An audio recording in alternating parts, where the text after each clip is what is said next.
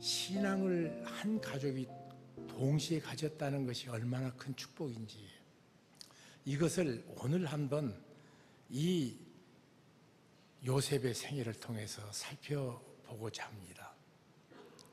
요셉은 태어날 적에 어머니의 무지무지한 사랑 속에서 태어났습니다.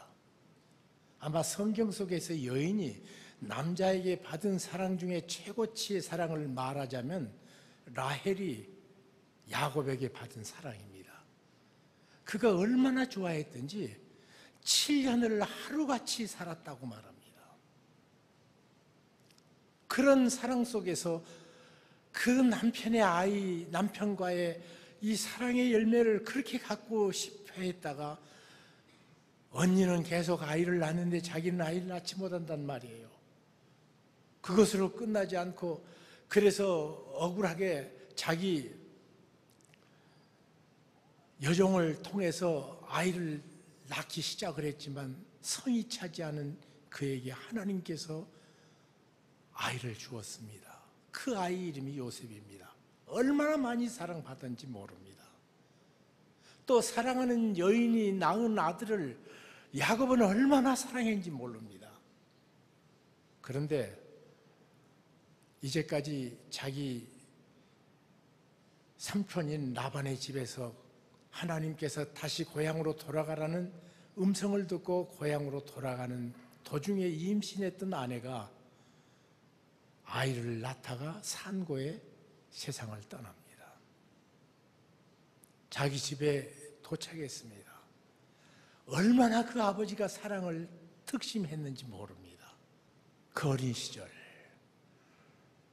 아무데도 가지 못하고 사랑하는 손자에게 자기 아들이 그처럼 사랑하는 손자에게 아버지 아브라함의 이야기, 자기 생애 속에 함께 하시는 하나님이 얼마나 귀했는가를 삶 전체로 입증하면서 살았던 삶. 그리고 그 아버지가 얼마나 사랑했던지 다른 10형은 마치 없는 사람처럼 대우를 할 정도로 사랑했습니다.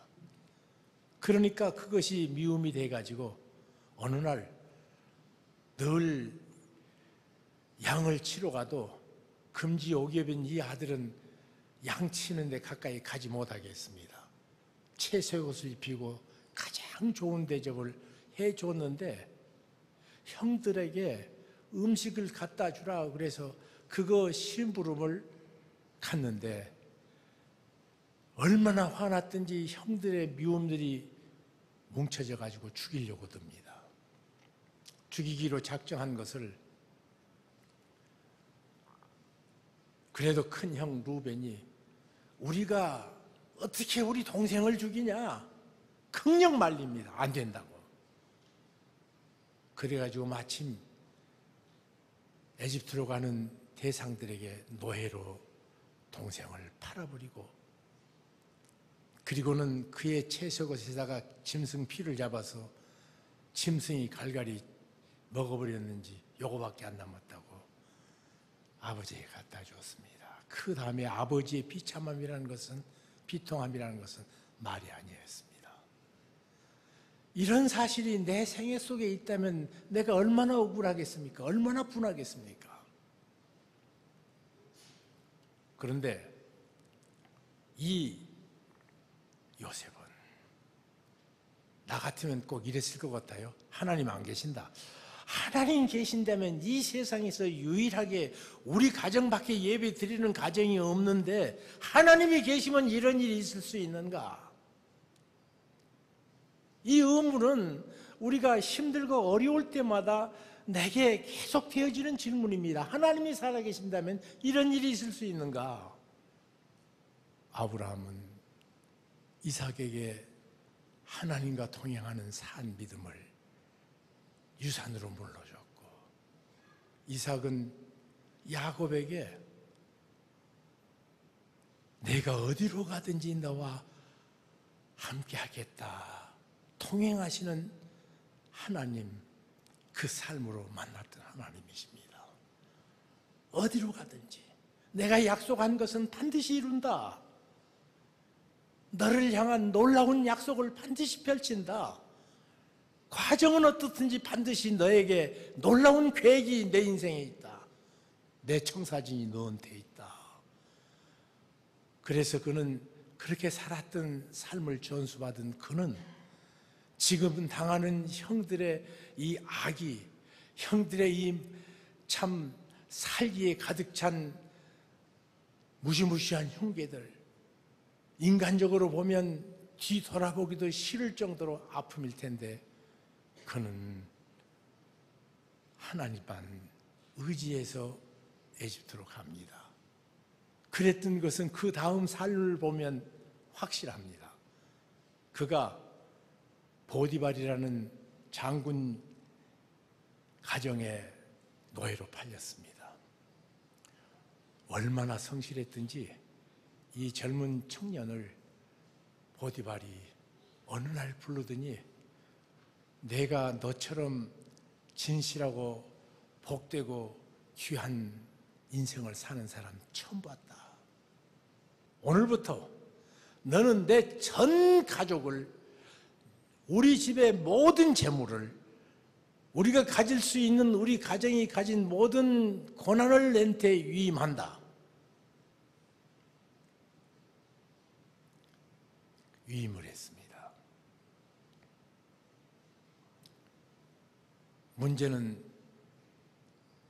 그렇게 사회적인 신분 상승하고 뭐든지 조금 가지면 사람이 쉽게 교만해집니다. 두 가지인 것 같아요. 고통스럽고 힘든 것을 겪으면서 그 사람이 어떤 사람인 줄 알고요. 진짜로 무서운 유혹은 성공했을 때 유혹은 훨씬 큽니다. 그에게 모든 것이 주어졌습니다. 어떤 것인지 마음대로 할 수 있었습니다. 안 되는 것은 그 가족들만 안 됩니다. 아무것도. 근데 문제는 그 가족 중에서 가장 존귀한 여자인 보디발의 아내가 구애를 시작을 했습니다.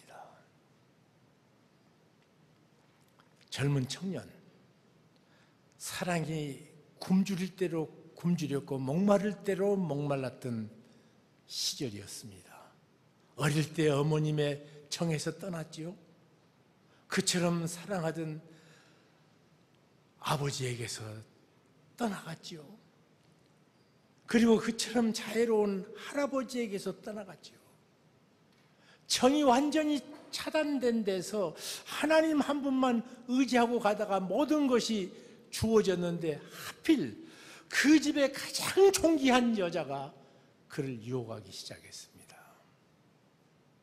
어느 날은 너무 결정적으로 덤벼드니까 우통을 벗어버리고 도망 나갑니다. 그랬으면 상 받아야죠. 그랬으면 칭송을 드려야 되죠. 그런데 그러지 못한 채 그는 도리어 누명을 쓰고 감옥에 갔습니다. 가장 목말랐던 것이 정의란 말이에요.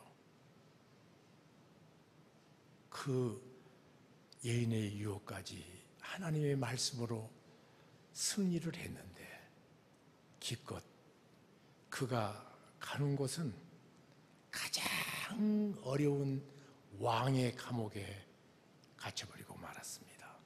그 여인의 유혹 앞에 아무도 보지 않는다 말할 때 그는 이렇게 말합니다. 내가 어찌 이 악을 행하여 하나님의 목전에서 득죄하리요. 하나님의 목전에서. 그는 그러니까 아버지 집에 있을 때도 하나님의 목전에 살았습니다. 형들에게 그처럼 죽임을 받는 그 지경에도 그는 하나님의 목전에 있었습니다. 그는 팔려갈 적에도 하나님의 눈앞에서 그 인생이 사라졌습니다. 그것으로 끝나지 않습니다. 한 걸음 더 나갑니다. 자기 생애 가장 달콤한 유혹, 요즘 청년들이 가장 힘들어하는 그 유혹 앞에서도 하나님의 목전에 있었습니다. 우리가 인생을 살아갑니다. 살아가면서 우리 앞에 당한 모든 시험, 모든 어려움을 이길 수 있는 유일한 한 자리가 있다면 하나님의 목전입니다. 많은 그리스도인들이 신앙의 자리에 무너지는 가장 큰 이유는 오늘 또 나를 보시는 하나님의 목전에서 내가 피했다고 착각합니다. 하나님의 목전에서. 그는 그것으로 끝나지 않습니다. 왕의 감옥에서도 그 하나님의 목전에 살았더니 글쎄 감옥의 간수장이 이 요셉을 깊이 신뢰하고 긍휼과 자비를 베풉니다. 물론 성경에 여호와 하나님께서 전옥에게 귀히 여김을 받게 하셨다 그렇게 성경은 쓰여 있습니다. 하나님께서 사랑할 자를 사랑하게 만드시고 귀한 것을 귀한 자로 보게 그 간수장의 눈을 열어주신 거죠. 술 맡은 간원하고 떡 맡은 간원이 이제 꿈을 꿨단 말이에요. 꿈을 꿨는데 두 사람 술 맡은 간원이 자기 꿈을 가지고 나오니까 여호와 하나님께서 당신을 7일 후에 여기서 내보낸다고 하셨다. 이 꿈은 이런 해석이 가능하다 그랬습니다. 그랬는데 또 옆에 있는 떡 맡은 간원이 그 해몽을 좋게 보고 그래 난 어떠냐 그러니까 그 꿈을 듣더니 당신은 일주일 후에 목이 베어져서 죽임을 당케 될 거라고. 술 맡은 관은 나갔고 그대로 됐습니다. 나갈 때 무죄한 내가 여기 감옥에 있다는 사실을 바로에게 고해달라고 신신당부하니까 내가 반드시 그런다고 말했습니다. 그런데 나가자마자 이 술 맡은 간호는 잊어버렸습니다. 이 술 맡은 간호는 잊어버렸지만 하나님은 잊어버리지 아니하셨습니다. 2년 후입니다. 왕이 꿈을 꿨는데 반복되는 꿈이 너무 생생해서 이 꿈의 비밀을 해석하지 못하고는 한 걸음도 나갈 수 없을 정도로 깊은 근심하게 됐습니다. 모든 사람들을 불러서 의견을 청취해도 도무지 답이 없는 거예요.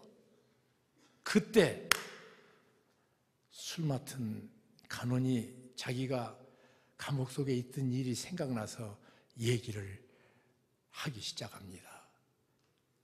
그래서 자기가 보았던 이 하나님의 사람 어린 소년, 청년 28으로 추정을 합니다. 왜냐하면 그 다음에 30에 그가 총리 되거든요. 그래서 진원했더니 당장 불러오라고 합니다. 불러왔습니다. 그리고 그 꿈을 해몽해 줄 적에 그 마음속에 시원함과 앞으로 당할 일의 대책까지 모두 해결을 받습니다. 그러자 하나님께서 이처럼 신령한 영감으로 귀한 성령의 거룩한 영의 감동을 받은 자가 또 어디 있겠냐. 왜냐하면 그가 와서 내게 얘기하라 그러니까 내가 과거부터 신통망통해서 내가 하나님의 비밀을 말할 수 있다고 이렇게 하지 않습니다. 이 일을 말하시는 분은 여호와 하나님이십니다. 사람은 자기가 조금만이라도 좀 다른 사람 앞에 좀 낫고 좋은 거 있으면 그거 가지고 자기 세우려고 들지 하나님 얘기 안 씁니다. 하나님께서 이 일은 바로 당신에게 말하신 것입니다. 그러니까 이 바로가 내가 믿는 하나님을 찬양한다고 그럽니다. 그리스도인들이 하나님께서 주신 축복을 가지고 하나님을 찬양하기 시작하면 한국교회 달라집니다. 우리 교인들의 삶이 달라집니다. 우리는 하나님께서 내게 주신 것 가지고 내가 내 마음대로 얼마나 교만 떨고 얼마나 구두쇠 노릇하고 얼마나 하나님 없는 것인 것처럼 떠들어댑니까? 그리고 이 청년 요셉보다 더 높은 사람은 이 애굽 땅에서 나라밖에 없다. 그때가 나이가 30세가 되었더라 그렇게 말합니다. 이것이 무슨 말인지 몰랐습니다. 그런데 지금부터 한 30년 전쯤이요, 애굽의 파피루스가 해독이 되는데 거기에 이 요셉의 시대는 나이가 30대기 이전에는 고위 공직을 맡지 못한다는 규정이 있대요. 그러니까 28년째 그냥 술 맡은 간원이 가서 얘기를 했으면 28세 된 이 청년은 아마 사면돼 가지고 보디발이 우리 집에 같이 있자, 너 이제 내 아들이다, 아마 이 정도 됐을지, 그렇지 않으면 다시 고향 땅으로 돌아와서 아버지를 만났을지가 모르죠. 아마 둘 중에 하나일 거예요. 근데 하나님께서 그 고통스러운 2년마저도 정확하게 재시고 계셨습니다. 여러분, 하나님은 당신을 사랑하십니다. 그리고 당신의 생애를 위해서 놀라운 계획을 가지십니다. 크신 하나님의 계획이 너무 커서, 너무 온전해서 부족한 우리가, 무지한 우리가 다 깨닫지 못할 뿐입니다.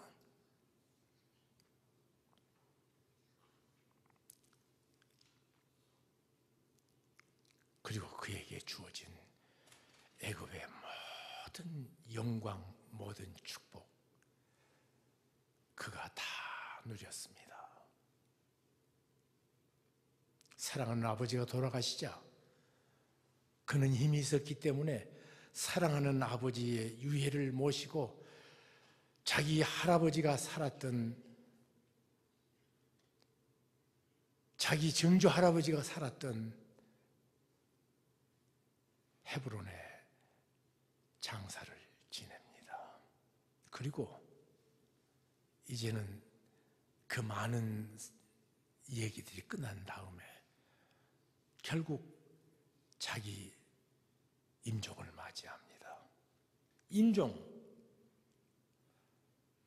그가 임종을 합니다. 그러면서 사랑하는 자기 자식들에게 내가 이 땅에서 이 땅의 방식대로 장례식 끝난 오랜 세월 후에 하나님께서 약속했으니까 반드시 약속의 땅을 다시 돌아가게 하실 때가 온다. 그러면 나의 해골을 그리로 데려가라.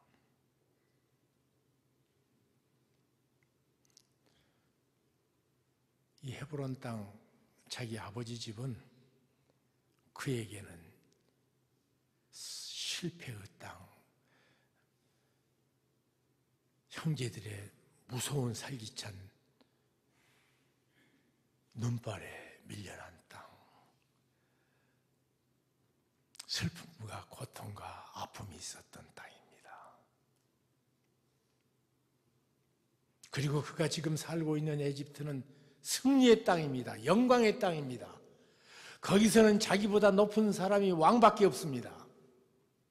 그것도 인류 2대 강국 중에 하나인 이 바로의 바로 다음 자리, 바로마저도 그를 존경해서 그에게 함부로 말 못하는 그런 영광의 땅입니다. 그런 영광 앞에서 이 땅의 것은 지나가는 거다.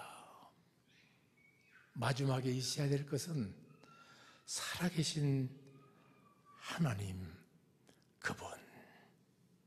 그분의 약속이 있는 그 땅, 그곳에서 구속주 예수 그리스도가 태어날 것을 바라보는 그 땅에 나를 묻어다오. 이 향나무는요, 그대로 놔둬도 향기가 나고 톱으로 썰어도 향기가 나고요, 도끼로 찍어도 난단 말이에요. 불을 태워도 향기가 나요. 살아있는 신앙은 그렇단 말이에요. 생의 어떤 단면을 잘라봐도 아름답고 나타난 면 어느 모습을 봐도 추한 데가 없는 하나님의 사람 요셉. 오늘 우리가 이 순전한 믿음을 사모하며 눈앞에 보이는 자기가 쌓아놓은 이 엄청난 업적마저도 하나님의 약속에 비하면 쓰레기밖에 안 된다는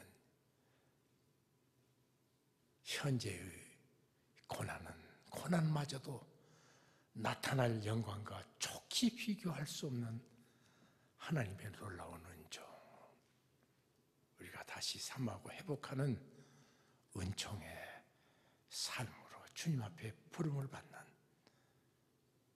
그런 놀라운 축복의 삶, 그 하나님의 은혜